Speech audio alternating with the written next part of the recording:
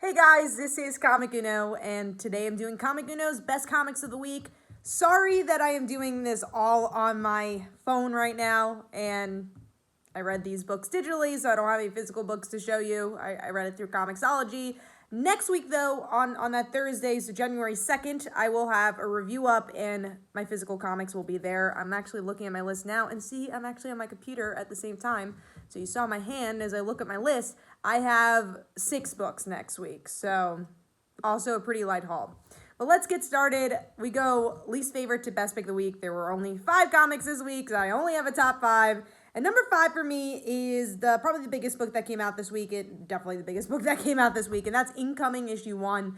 And funny enough, because I do normally read my comics physically, I read this digitally, and I thought, okay, it's $10. It's gonna be maybe like 50 or 60 pages, and it was like 90 pages. This book, so sit down and really get comfortable if you're gonna be reading this one. So it is my least favorite this week, so it wasn't great for me. I think because we don't really know what this event is, there's so much mystery surrounding it. We just know that Empire is going to be released after this in April, which was kind of crazy. Like, you're starting your event, and then you're going to have such a big gap, and then you have Empire, and then you also have, I guess, the one-shot Outlaw that's connected to all this as well. So I'm a little confused of what direction this is going and what this means for the Marvel Universe, but we do see that Masked Rider, who is from Marvel Comics issue 1000, and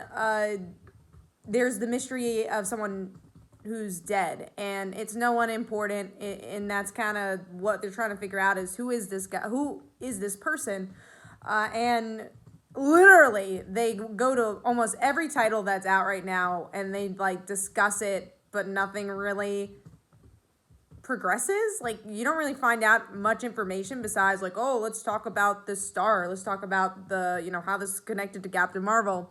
And it's all people really just standing around throughout the whole entire issue. I mean, it was cool to get to see different voices of different creative teams. I probably enjoyed the Jessica Jones story the most, just because we haven't been seeing Jessica Jones, and I love Kelly Thompson. I believe she wrote it. Definitely sounded like her. And then I also really liked the Fantastic Four story. I liked the cartoony art. I thought it was funny, and they kind of added more character, which is what really a lot of these stories needed if they wanted to separate itself, because they're not really doing much with the plot. They should at least do some stuff with the character. So I gave that 2.5 stars, and hopefully I'm looking at my camera, because I believe my camera's right there, so I hope I've been staring at it the whole time. Anyways, moving on to number 4, which is Spider-Ham. So this is a book I probably wouldn't have gotten on a normal week, but I would say maybe this would be like a medium book. Like, maybe I would have gotten it to try out the first issue. One of the other books, I believe it's the next book, I really definitely wouldn't have gotten on another week, but I wanted to try it out. But yeah, Spider-Ham honestly got really interesting by the end, where we get to see him multiverse jumping. I thought was cool. But I've never been a Spider-Ham fan, and I actually just rewatched the Spider-Verse movie. I'm like, I kind of wish they did more of that version, and more of like the cartoon version of him would have been cool. But yeah, we get to see different animal versions of the Avengers, and that's kind of it. And then he multi-verse jumps, and we see him as a pig dating human Mary Jane. So that I was curious about. I'm like, that sounds cool. And I don't know if it gave me enough to say I need issue 2, but I kind of wish that was the whole issue. Like, start from where it ended. I think it would have been a cooler issue. But the artwork was good. It's cartoony. If you liked Spider-Ham in the past, I think this was a good story. But if you've never been into Spider-Ham, you're probably like me, where you're like, I can skip it. So I gave that 2.5 stars. That is number 4. Moving on to number 3. Again, the book I probably wouldn't have gotten. And that is Doctor Strange issue 1. Now, I do like they're diving into more of the doctor stuff, and I really like Jane and how they dived into the medical aspect, and I've liked Doctor Strange in that book, so I said, hey, why not give this one a shot? And it just wasn't for me.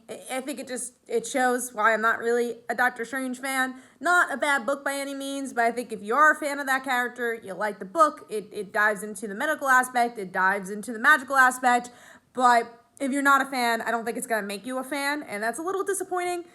But I gave it a shot. He's a surgeon now, so that's kind of the new status quo, or the old status quo in a way. Artwork was a little blocky too and cartoony. I thought with the cover it would have been more serious and a bit more lifelike, but I thought it was a very average issue, and cliffhanger didn't give me much, so giving that 2.5 stars, and that is number 3.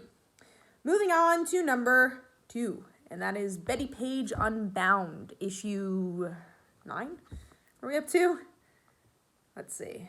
Issue 8. And I like this book a lot. It's an espionage book. Not loving this art. It's this body switcher kind of old school sci-fi movie where it feels like, 50-foot type woman type of sci-fi story. But if you're a fan of Bionic Woman or you're a fan of $6 Million Man, this arc definitely feels like that, where we get to see Betty has another version of herself, but she's not a good copy. So if you remember like the robot stuff from Bionic Woman, I thought this was very similar to it. I kind of wish they did even more with her seeing literally herself in the mirror. I thought it could have been a really interesting story, but there's little tidbits that I really enjoyed, like there's one scene where Betty's like, well, I'm not right-handed, so you're not the exact copy. So it's kind of cool to see how they were different as well. There were 3 different artists on this book, though, and that's a bit of a shame. I do like the regular artist for this book, and I feel like the other artists weren't as crisp with this story. So I'm not completely feeling this arc, but I definitely see the tone of where it's trying to go and kind of playing with the silly aspect of this genre and kind of the early 70s espionage stories that came along with it, like Charlie's Angels, again, Bionic Woman, and TV shows like that. So I think it's cool if you do like those. It's kind of inspired by that. So I gave that 3 stars, and that is number 2. Moving on to number 1, which is my pick of the week, and that is Outcast, issue 43. So I like this issue. Obviously, it was the best issue out. So what I enjoyed is that there is some progression with Kyle, I think the main character's name is, wife, who I believe is Allison. And she has this white light that's going on, and you're like, oh my gosh, she possessed again. And we find out that the daughter put this light in her, and this person who is now taking over the wife could help the outcasts out. As all hell is breaking loose, the actual world is, there's looting, and there's all this crazy stuff. It's still a slow burn, and I still feel like this mythology, up to 43 issues, have not really dug into at all. There's a little bit too much mystery surrounding it. Besides, like, okay, I guess they're exorcists. Like, there's not much to the mythology. I kind of wish there's a bit more digging there. But overall, I thought this was definitely the best issue I read this week. The artwork is always really great, which is what I feel has really stuck me to this book. And I think because the book is almost over, that's why I'm kind of seeing it through. If it wasn't for that, I don't know how long I would stick with Outcast, but I think when this book is really good, it's really good, but it takes like 10 issues to get there. It's a bit of a slow burn, but overall, we'll see where it ends, and I like the characters enough to follow this story, but I think the plot is probably the weakest aspect of it. But yeah, overall, issue 43, I believe that is my pick of the week. Hopefully you guys enjoyed. Also, sorry, I actually rewatched some of this video as this was cut off. I still sound a bit nasally. I still have a cold a bit from even the last week I recorded, so it's still lingering, so I'm sorry about that. But yeah, hopefully you guys enjoyed the video, and let me know in the comments below what were your favorite comics, and if you got any comics this week. I know it was kind of a low week, and what comics you're looking forward to next week. So hopefully you guys enjoyed. Bye guys, it's Comic Uno. Let me know in the comments below, what did you think? Also, go check out my comics, like Father Like Daughter and They Call Her a Dancer. Go check out my social media on Facebook and Twitter. And every Tuesday at 10 p.m. Eastern Time is Comic Book Weekly. So be sure to check out that show. It's our comic book podcast where we talk about comic news and, of course, our top 5 comics as well. Bye, guys. See you next week.